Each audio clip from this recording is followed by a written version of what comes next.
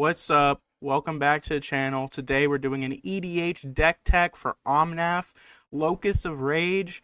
Why is Omnath so upset?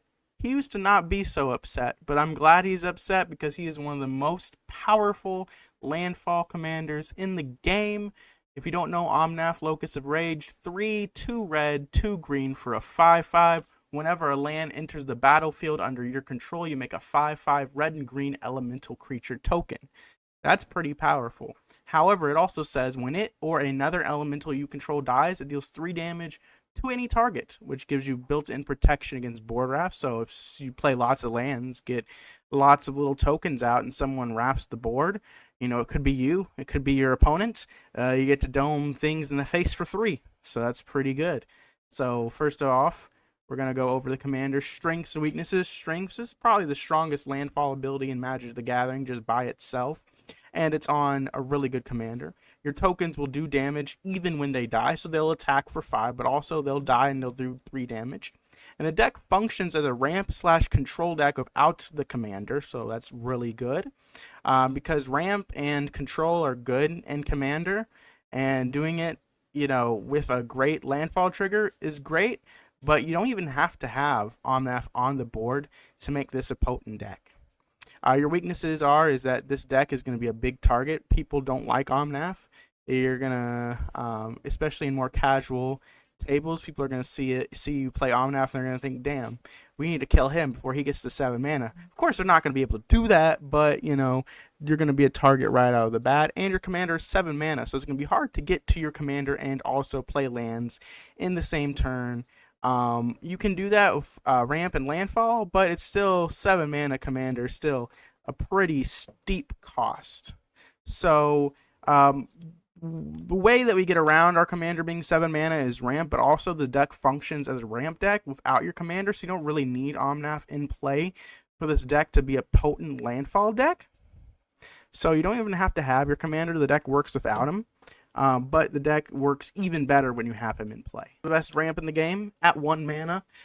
Exploration, just an insane card. You may play an additional land on each of your turns, so this is going to be really good if you have lots of lands in your hand and lots of lands in your deck, which this deck is going to have lots of lands. I think this deck plays half lands, half non-lands, so you're going to be able to ramp pretty heavily with something like an exploration. Sakura Tribe Scout lets you tap her to put lands from your hand into play. One thing I really like about Sakura Tribe Scout is that you can do this at instant speed on your opponent's turn, so you can get landfall triggers on your opponent's turn of the Sakura Tribe Scout. And then also Arboreal Grazer.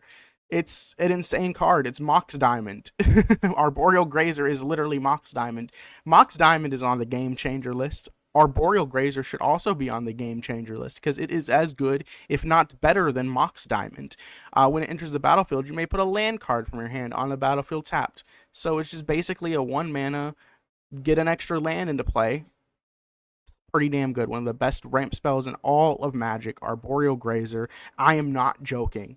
All of your 1 mana plays, these were great when you have lots of lands in your hand, and since we're playing a landfall deck, we're playing around 45 to 50 lands in our deck, so that way we can get those lands into play and ramp heavily and never miss our land drops with these. Explore ramps you and draws you cards. Since we're playing lots of lands, we're going to have all those extra lands to play, and this is going to also draw us a card. Such a sweet, effective card for 2 mana, and the land comes into play untapped, so it only really effectively costs 1 mana. Same with Nature's Lore and 3 Viz. They search for a land, put it into play. Specifically, they search for a forest, which can search for a basic forest, or it can search for a dual land like Stomping Ground or Taiga. So these are going to be really good at fixing your mana, making sure you have red mana, but also just getting you more lands into play and triggering landfall.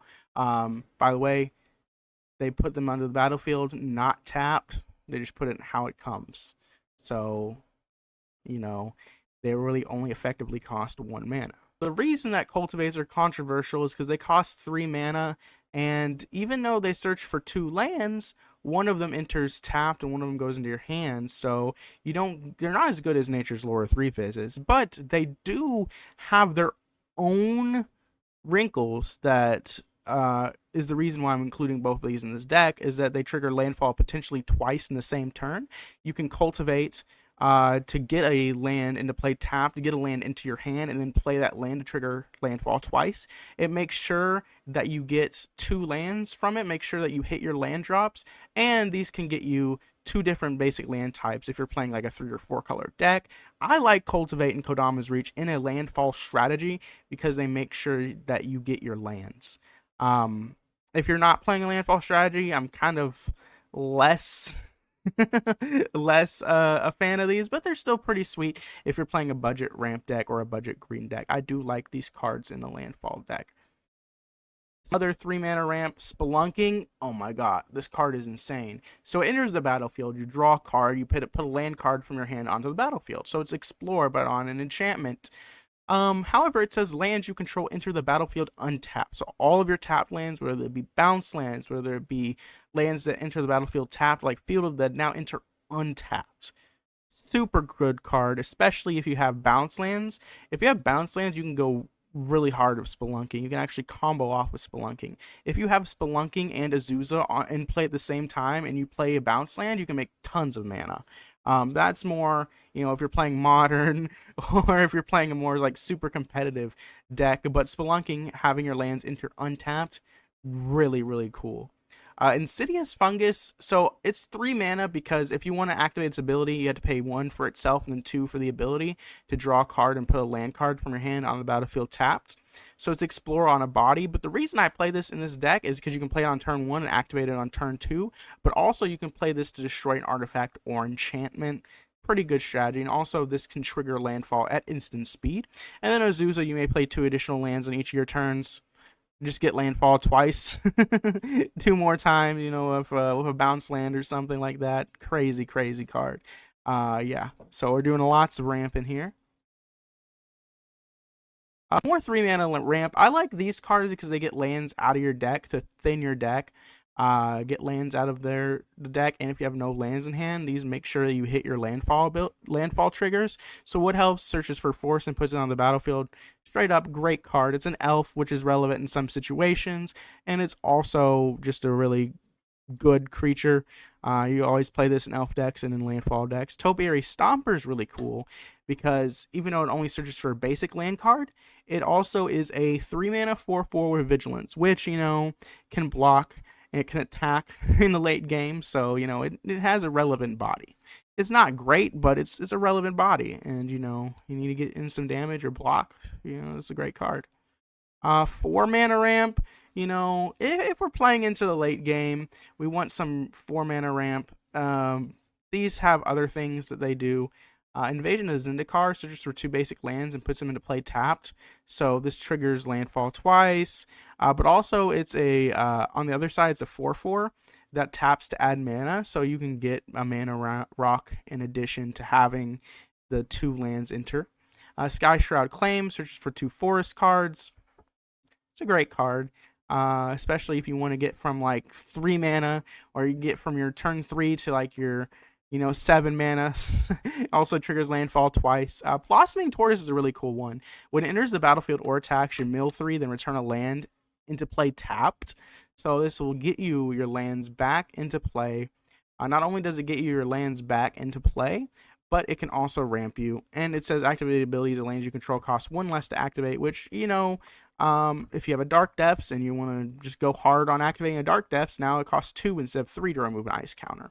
Or Thespian Stage costs 1 to copy, you know, a land instead of 2. So there is some relevant abilities to that. And then land creatures you control get +1/+1 actually is relevant with another card we play. Little Titan would be perfect in this deck. Just search for 2 lands every time it attacks or comes into play.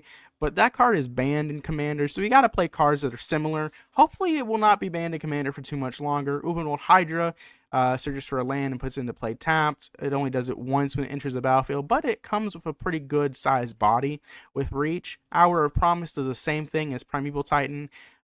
Searches for 2 lands and puts them into play tapped. Titania's Command searches for 2 lands, puts them in the battlefield tapped, but also does other things like exiles graveyards, makes bears, or can grow our board. Primeval Titan is such a sweet card that we play cards that are significantly worse than Primeval Titan because we want that ability to search for just any land. Obviously, we wouldn't play any of these cards. We might play Hour of Promise, and Primeval Titan, but we would not play Ubermold Hydra or Titania's Command if we got Primeval Titan, but of course it is banned in this format. So we're doing ramping. We're doing all our ramping. We're doing all of our things, making tons of mana, getting tons of lands into play. But why? We want to trigger our landfall trigger. So Omnath, Locus of Rage, already talked about the best landfall trigger in the game. Whenever a land enters the battlefield, you make a 5/5. Sweet. Can end the game really quickly in combat. Just keep making 5/5s and attack your opponent. And if someone wraps the board, oh, well, now someone's taking 3 damage in the face for each 5/5 we have. Crazy. Field of the Dead. Whenever it or another land enters the battlefield under your control, if you control 7 or more lands of different names, you make a zombie. So we have lots of different lands in our deck with different names. Snow-covered lands count as different names, by the way. So we're going to make tons of zombies with our landfall triggers. That'll get us a board. And, whenever we play a land, it will trigger our Field of the Dead and our commander, so we'll make a 5/5 and a 2/2. And if we have Scoot Swarm, we can make a 1/1 as well. But one cool thing about Scoot Swarm is if we control 6 or more lands, we create a token that's a copy of Scoot Swarm instead. So what happens if we play a Scoot Swarm, we play a land. Okay, if we have 6 or more lands, we make a 1/1. Then the next time, it triggers both Scoot Swarms, and we make 2 more Scoot Swarms. And then the next land, we make 4 more Scoot Swarms. The next land, we make 8 more Scoot Swarms. So it goes exponentially, making 1/1s until we have enough 1/1s that we can just swing out and kill an opponent. That's pretty sweet. Other landfall triggers, Tireless Tracker and Tireless Provisioner are great cards. Tireless Tracker is really cool. Whenever a land you control enters Investigate, so we make a clue, and we can sacrifice these clues to draw cards. We can use that extra mana to draw cards, but whenever we sacrifice a clue, we put a counter on Tireless Tracker. So Tireless Tracker will draw us cards while being a threat itself. Tireless Tracker is an amazing card. So good. I love it. Mossborn Hydra. It enters with a counter on it, and then whenever a land enters, we double number 1/1 counters on it, and this has trample. So if your opponent does not have removal for a Mossborn Hydra can quickly just end games by itself. We can play a Mossborn Hydra. First land makes it a 2/2. Second land makes it a 4/4. Third land makes it an 8/8. Fourth land makes it a 16/16. So it can get really out of hand and attack your opponents for lots of damage. And then Tireless Provisioner, whenever a land enters the battlefield under your control, you make a food or a treasure. So we can easily make tons of mana by making more treasures or gain life by making food. We also have some big mana threats. So Awaken the Woods is a really cool card. So X green, create X 1/1 green forest dryad land creature tokens. Remember I said land creatures, so Blossoming Torch will make these into 2/2s. But since these are lands coming into play, you will trigger landfall X amount of times. So not only will you make X 1/1s that tap to add mana, but you will trigger landfall X times. So if you have an Omnath in play, you will make that many 5/5s, or if you have Field of the Dead in play, you'll make that many 2/2s, or if you have, Tireless Tracker, you'll make that many clues. So this card can go really hard, make a ton of 1/1s, are able to tap for mana to accelerate you, but also trigger landfall X amount of time. Cityscape Leveler, this card does not see enough play. Whenever you cast it and whenever it attacks, you just destroy a permanent. You just destroy something. Yeah, they make a Power Stone, but that doesn't really matter. You just destroy something. And then Hooded Hydra, I play. It's a big X creature. Enters the battlefield, X 1/1 counters on it. But when it dies, you make that many snakes. So it has that built-in resiliency as well. And then Cityscape Leveler, one thing I forgot to talk about is it has Unearth 8. So when it dies, you can unearth it and then bring it back into play. Eldrazi. We make tons of mana, so we can play one of these 10 mana Eldrazi. We have more Eldrazi on the next page. No, we don't have more Eldrazi. Oh, well, there's some Eldrazi that I didn't include on this page that I also want to talk about. Ulamog the Defiler is like the best, just like one-shot kill card. So when you cast this spell, target opponent exiles half their library rounded up, which can be relevant. If someone tutored, you can just make them exile the top half of their library. Or someone is low in library or something, or it can be relevant. Ward, sacrifice 2 permanents. If they want to target this, they have to sacrifice 2 permanents, which is a big thing. It enters the battlefield with a number of 1/1 counters on it equal to the greatest mana value among cards in exile. So it'll enter as like a 10 mana 10/10, 10 mana 12/12, 10 mana 13/13, no problem. And it has Annihilator X, where X is number 1/1 counters on it. So if you're able to exile a 5/5 or a 5 cost thing from your opponent's deck, and this has Annihilator 5. Yeah. And it's not hard to do, to make a 10 mana 12/12 with Annihilator 5. And if your opponent wants to remove this, they have to sacrifice their permanents. And you could just pay mana for this. Like, you just play this on like turn 6 and force your opponent to deal with it. Like, you're gonna win most of those games you cast this early. Kozilek Butcher of Truth draws you 4 cards and has Annihilator 4 for 10 mana, which, by the way, this deck has no problem getting to 10 mana. So yeah. Emrakul the World Anew. When you cast this spell, gain control of all creatures target player control. Someone is playing a token deck or making a huge board of creatures, just gain control of them. And, you know, if they're able to answer this, guess what happens when this leaves the battlefield? Sacrifice all of the creatures, which means that all the creatures you gain control of get sacrificed. So even if your opponent has an answer to this, oops, the creatures are gone anyways. So yeah, all these just big, powerful things you can just casually do in this deck. You also have Ulamog, the Ceaseless Hunger, which comes in and exiles 2 things, in addition to being a 10/10. You have Emrakul, the Promised End, which gains control of an opponent's turn. So those are the other 2 Eldrazi you play in this deck. Sire of the 7, the one that's like that's a 7/7 that has like 10 abilities we also play, but these are the really good ones. Ulamog the Defiler, oh my god, it's just like a huge threat by itself that's going to eat your opponent's things. And one thing I like about this card is that not only does it eat your opponent's things, but it also has built-in protection. What I mean by that is that your opponent has to sacrifice 2 permanents to destroy it, which is crazy because now you're basically getting card advantage in most situations from this. The deck deploys its win cons on like turn 5, turn 6, turn 7. Yes, you will have more lands, but your opponents will have deployed threats and built up a board. To level the playing field, the deck plays quite a few sweepers to reset the board and give you the advantage. Sweepers are best when you have mana or card advantage. So one thing, if you're playing sweepers, you got to know that you want to play sweepers when your opponents have big boards and you're sitting here with like 10 mana and you're like, I can just swipe the board and then play an Eldrazi. That seems sweet. I'm going to do that. Or I'm going to wipe the board and then play a threat. I'm going to do that. And then also, these work really well with your elementals, because if you're able to kill your elementals and deal 3 damage to your opponent, you can get past attacks. Kozilek's Return is really sweet in this deck because instant speed Pyroclasm, which is just great by itself. But whenever you cast an Eldrazi spell, which we have like 6 or 7 in the deck, you get to deal 5 damage to each creature. Just wipe the board again. Blasphemous Act deals 13 damage to each creature, nothing surviving this. Brotherhood's End is really good because it can deal 3 damage to each creature and each planeswalker for 3 mana, so you can wipe the board of early tokens, early threats, but also you can destroy all artifacts of mana value 3 or less. So if your opponent's playing an artifact deck, if your opponent's playing artifact lands, this gets rid of those. Or if your opponent's playing a lot of treasure, this will also get rid of those. Anger of the Gods is really good specifically against decks that reanimate things because it exiles the creatures that it destroys. So if you're playing against like a zombie deck or playing against a deck that has a reanimation element to it, you just deal 3 damage to each creature and exile them. Who cares?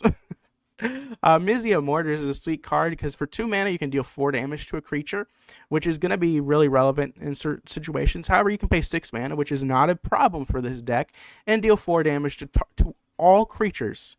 Each creature you do not control, so you get to save your own creatures while dealing 4 damage to all of your opponent's creatures.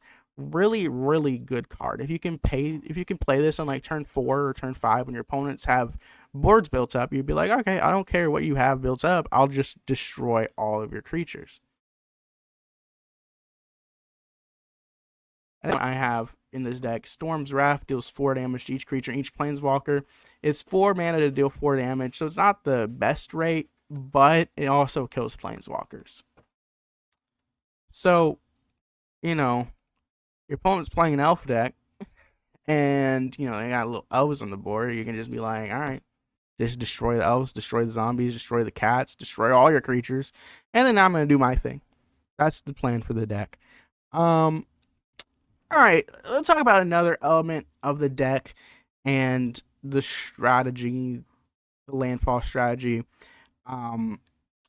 Is a land disruption. Now, land disruption is not a good idea at casual tables. The reason is that people hate playing against it. Unless you're playing a mono red deck. If you're playing mono red, I think playing land disruption in casual tables is completely fine because you're playing mono red.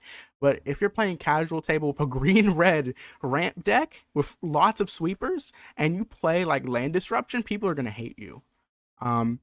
However, at high power tables, this deck will easily lose to combo decks and the decks that rely on winning outside of the combat step. And using land destruction / disruption will allow you to prevent combo decks from gaining a foothold and comboing off. So land disruption and land destruction is necessary in like a red-green deck to keep you on a level playing field with your combo opponents. So we're going to talk about some classic Blood Moon, Magus of the Moon, non-basic lands or mountains at higher power level tables. People are going to be playing tons of non-basics. Just turn them all into mountains. You don't care. You play red-green. You don't care. And then you turn all your opponent's lands into mountains. And then another sweet card, Ruination, destroy all non-basic lands. If you primarily play basic lands in your landfall deck, you do lose a little bit on Field of the Dead. You do lose a little bit. But if you're able to play mostly basic lands, you can just surprise your opponents with a Ruination. Destroy all non-basic lands. If you're playing against a lot of 3-color, against a lot of 4-color decks, or a lot of optimized decks, destroying their lands is going to be really, really sweet. And you have ways to get lands back. So even if you destroy your own lands of Ruination, you will be getting more land drops than your opponents. You'll have more lands in play than your opponents still, and you'll be able to return those lands into play. Blood Moon and Mages of the Moon are so sweet, especially against decks that aren't playing red. So like against a 3-color deck that is not playing red, Blood Moon and Magus of the Moon is a lot of times just game over unless they have an answer to it, or unless they have Mana Rocks or something, which we already have answers to Mana Rocks and Brotherhoods in, and we play a lot of artifact removal in this deck too. So yeah, that stuff is sweet. Land recursion / wasteland. So there are 3 lands in Magic the Gathering that sacrifice themselves to destroy a land: Strip Mine, Wasteland, and Ghost Quarter. However, the big problem with it is that you're sacrificing one of your own lands to destroy your opponent's land. However, what if you can return these from the graveyard of something like a Conduit of Worlds or something like a Red and 6 to return that Strip Mine or that Wasteland or that Ghost Quarter into your hand and just keep playing, keep destroying your opponent's lands? If you have Exploration plus Conduit of Worlds plus Strip Mine, you can still destroy your opponent's land while ramping. That's great. So yeah, just let this land recursion cycle of Ren and 6 plus Conduit of Worlds or Conduit of Worlds plus Strip Mine, so good. Ren and 6 is a great card. If you're able to ultimate this card after returning lands to your hand, you can get instant and sorcery cards retraced, so you can turn all your ramp spells retraced, turn all your sweepers retraced, and all that crazy stuff. By the way, we talked about Ruination. You might destroy your own lands with Ruination, but if you play Ren and 6 or Conduit of Worlds, you can just get those lands back. Just saying. And then we have recurring combos. So, you know, I actually don't like Dark Death's Thespian Stage combo because it's very weak. Very weak to lots of things. Very weak to flickering. Very weak to exile effects. However, if you're able to recur your combo pieces turn after turn with something like a Ren and 6 or a Conduit Worlds or a Life from the Loam, and you're able to get these into play turn after turn and then present that threat continually, I think it's really good.